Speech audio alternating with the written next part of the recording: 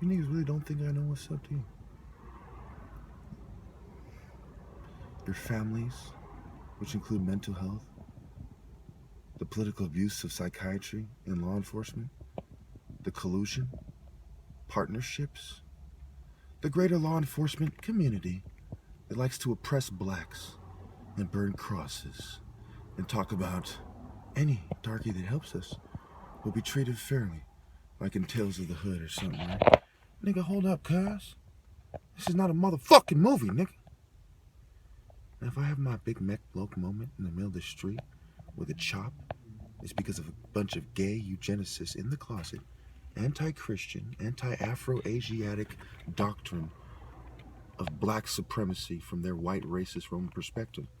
Big black dicks were pushing the gospel, with big dicks from every race is talking about Afro-Asiatic, talking about God knows his sheep with a big phallic symbol.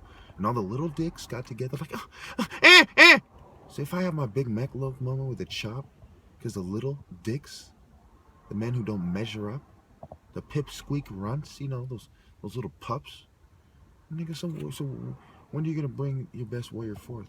Oh, that's right, they're hiding from 100 grand and using cults and the law enforcement community, the mental health community, and how we collaborate to keep the black man down and say, hey, he just feels stigmatized. I know you all used to think the black man was right, but we have, with our white man science, proven that he just feels he's stigmatized. And he actually just has a mental disorder. A mental...